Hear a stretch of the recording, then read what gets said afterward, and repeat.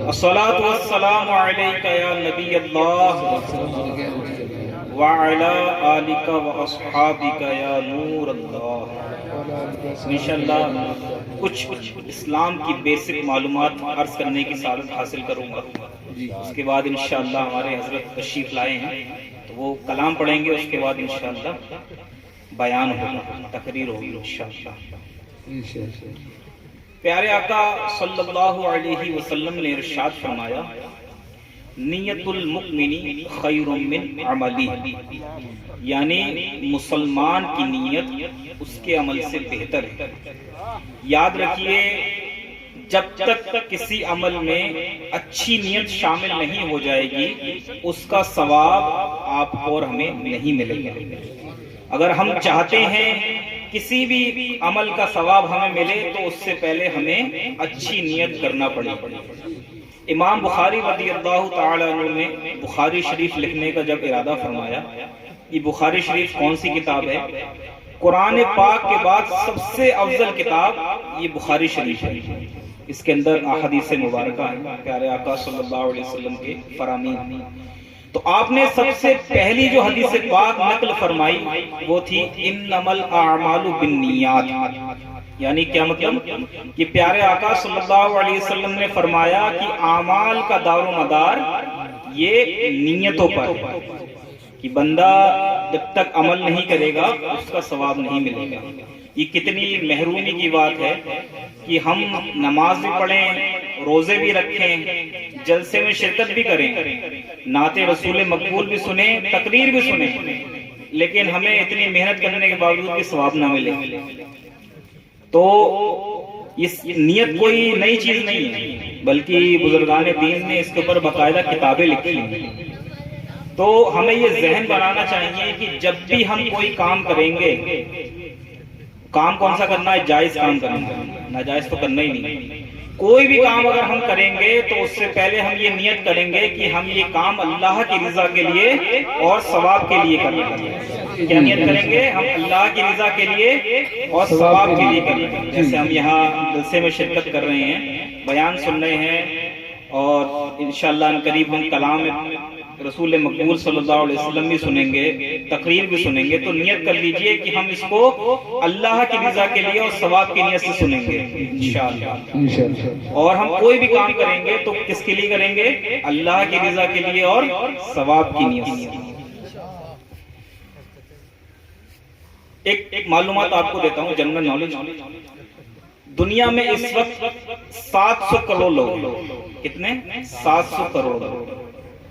پیارے آقا صلی اللہ علیہ وسلم کی قبر انور پر ایک فرشتہ موجود ہے، ایک فرشتہ مقرر ہے۔ اس کا کام کیا ہے؟ اس کی طاقت کیا ہے؟ اس کا کام یہ ہے، اس کی طاقت سننے کا، اس کی طاقت یہ ہے کہ وہ تمام مخلوق کی آواز سننے پر قادر ہے، یعنی دنیا کی ہر مخلوق کی وہ آواز سن سکتا ہے۔ اور اس کا کام کیا ہے؟ اس کا کام یہ ہے کہ پیارے آقا صلی اللہ علیہ وسلم پر جو بھی درود پاک پڑھتا ہے تو وہ فرشتہ اس درود پاک کو سنتا ہے اور پیارے آقا صلی اللہ علیہ وسلم کی بارگاہ میں عرض کرتا ہے، یا رسول اللہ، فلاں شخص جس کے والد کا نام یہ ہے اس نے آپ پر درود پاک پڑھا ہے۔ تو کیا خوش نصیبی کی بات ہے کہ ہمارا نام، ہمارے والد صاحب کا نام کس کی بارگاہ میں پیش ہو؟ پیارے آقا صلی اللہ علیہ وسلم۔ تو آئیے مل کر ایک بار درود پاک پڑھ لیتے ہیں، اللہم صلی علی سیدنا محمد۔ اب اس سے ایک بات، ایک پوائنٹ اور بھی ہے کہ وہ جو فرشتہ ہے وہ پیارے آقا صلی اللہ علیہ وسلم کی بارگاہ کا خادم ہے۔ تو جب اللہ نے پیارے محبوب کے خادم کو یہ طاقت عطا فرمائی ہے کہ وہ تمام مخلوق کی آوازوں کو سن سکتا ہے، ان کے نام، ان کے والد کے نام جان سکتا ہے، تو خادم کی سماعت کا یہ عالم ہے، تو سرکار کی سماعت کا عالم کیا ہوگا؟ سبحان اللہ، سبحان اللہ، کتنا بڑا واقعہ ہو۔ اور بریلی کے امام اعلیٰ حضرت کا قلم خاموش رہے، ایسا ہو سکتا ہے کیا؟ نہیں، امام احمد رضا خان اعلیٰ حضرت فاضل بریلوی رضی اللہ تعالیٰ عنہ فرماتے ہیں، ہم یہاں سے پکاریں وہاں وہ سنے مصطفیٰ کی سماعت پہ لاکھوں لاکھوں سلام۔ سلام، بے شک بے شک بے شک، کیا بات ہے۔ تو ہمیں کیا کرنا ہے کہ زیادہ سے زیادہ پیارے آقا صلی اللہ علیہ وسلم کی بارگاہ میں درود پاک کے نذرانے پیش کرنے ہیں انشاءاللہ۔ ایک سب سے چھوٹا درود پاک آپ کو میں بتاؤں، اس کو درود خضر بھی کہا جاتا ہے، وہ ہے صلی اللہ علی محمد۔ یہ درود پاک کیا ہے؟ درود خضر۔ اگر آپ اس کو پڑھتے ہیں تو آپ کم وقت میں زیادہ درود پاک پڑھنے میں کامیاب ہو جائیں گے۔ اب زیادہ درود پاک پڑھنے کی کیا فضیلت ہے کہ روایت میں آیا قیامت کے دن اس کی دہشتوں اور ہولناکیوں سے جو سورج 1.25 میل پر آگ برسا رہا ہوگا، مثل تانبا زمین ہوگی، لوگ در در بھٹک رہے ہوں گے کہ ہمیں شفاعت مل جائے۔ تو اس دن کیا ہوگا؟ درود پاک، زیادہ درود پاک پڑھنے والوں کو پیارے آقا صلی اللہ علیہ وسلم کی شفاعت نصیب ہوگی۔ سبحان اللہ سبحان اللہ۔ تو ہمیں کیا کرنا ہے؟ زیادہ سے زیادہ درود پاک پڑھنا۔ آئیے ایک واقعہ آپ کو سناتا ہوں۔ ایک شخص تھا، بہت بڑا ڈاکٹر تھا، اس کا نام تھا ڈاکٹر احمد۔ اس کو گورنمنٹ کی طرف سے ایک انعام دینے کا اعلان ہوا۔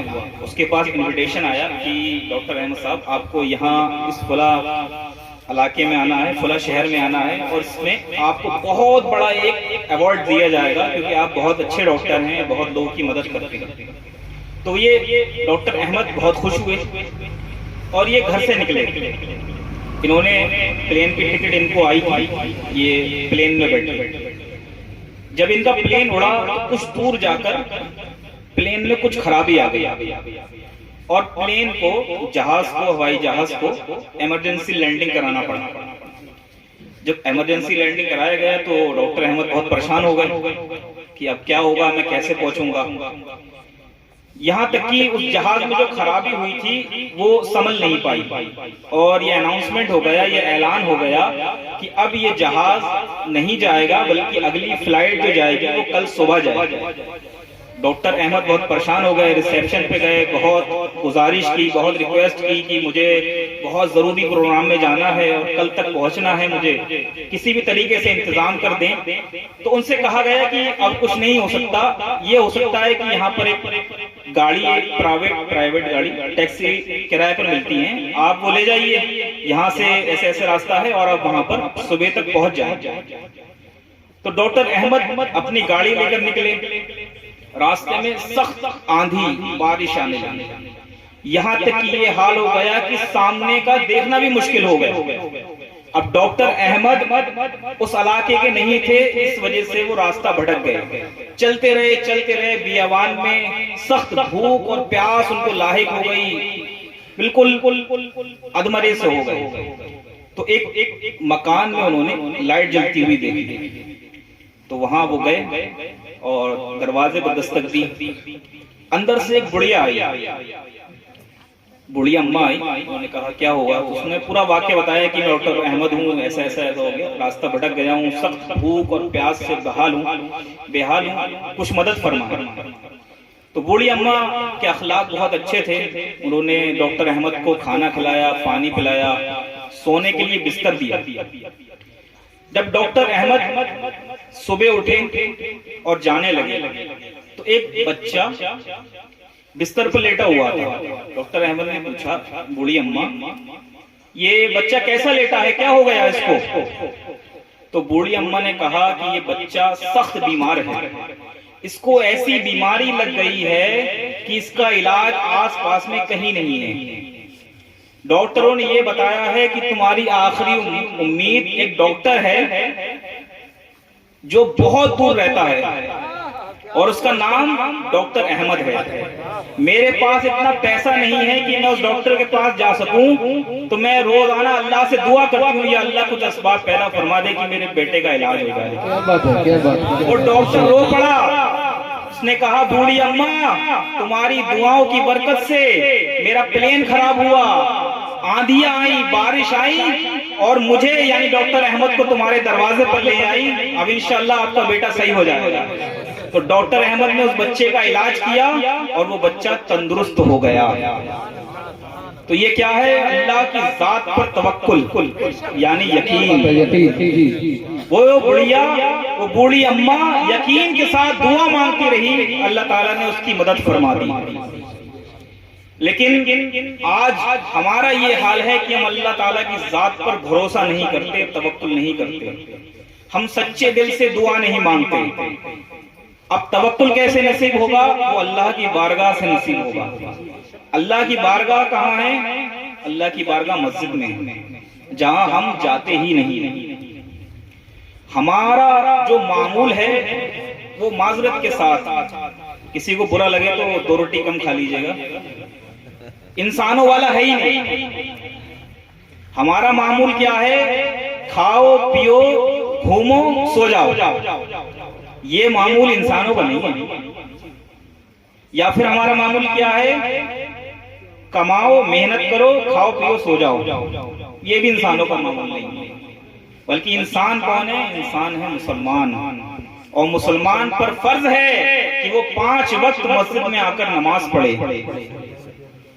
اب ہمارا کیا حال ہے ہم سب جانتے ہیں۔ تو پیارے اسلامی بھائیوں، ہم سب کو مرنا ہے، موت برحق ہے۔ کوئی بھی دین، کوئی بھی کسی بھی چیز کا ماننے والا موت کا انکار نہیں کرتا ہے۔ کوئی بھی سائنٹسٹ، کوئی بھی آج تک کتنا بھی بڑا ودوان آیا ہو، اس نے یہ نہیں کہا ہے کہ مرنا نہیں۔ اور ہم مسلمان ہیں، ہمارا عقیدہ ہے کہ مرنا ہے، اور مرنے کے بعد بھی ایک زندگی ہے۔ اگر اس زندگی کو اچھا بنانا چاہتے ہیں تو ہمیں اللہ کی بارگاہ میں سجدہ ریز ہونا ہوگا۔ آج ہم کامیابی کہیں اور ڈھونڈتے ہیں۔ مؤذن 5 وقت اعلان کرتا ہے حی علی الفلاح، آؤ کامیابی کی طرف، اور ہم کہیں اور جا رہے ہیں، تو یہ درست نہیں ہے۔ اللہ نے ہمیں ایمان کی دولت عطا فرمائی، کہیے الحمدللہ، لیکن کسی کے پاس بھی گارنٹی نہیں ہے کہ وہ اسلام پر ہی مرے گا، اس کا خاتمہ ایمان پر ہی ہوگا۔ یاد رکھیے الحمدللہ ہم مسلمان ہیں، لیکن اس کی گارنٹی نہیں ہے کہ ہمارا ایمان پر خاتمہ ہوگا یا نہیں۔ اور یاد رکھیے جس کا ایمان پر خاتمہ نہیں ہوگا وہ ہمیشہ 100 سال 200 سال 1000 سال نہیں، بلکہ ہمیشہ کے لیے جہنم میں جلے گا۔ اب آپ اور ہم سوچ لیں کہ ہمیں کیا کرنا ہے۔ یاد رکھیے اللہ تعالیٰ نے ہمیں اپنی عبادت کے خاطر پیدا کیا ہے، عبادت کے لیے پیدا کیا ہے۔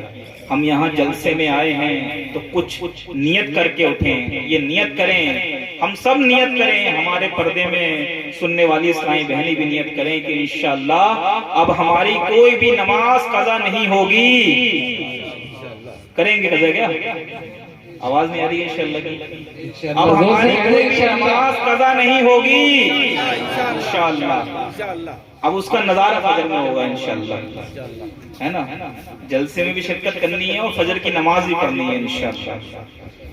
اللہ تعالیٰ ہمیں عمل کی توفیق عطا فرمائے۔ وقت میں انشاءاللہ حضرت کا کلام ہوگا۔ اللہ تعالیٰ ہمیں عمل کی توفیق عطا فرمائے، اپنی ذات پر توکل یقین رکھنے کی توفیق عطا فرمائے، مسلمانوں کے حال زال پر رحم فرمائے۔ وآخر دعوانا الحمدللہ رب العالمین۔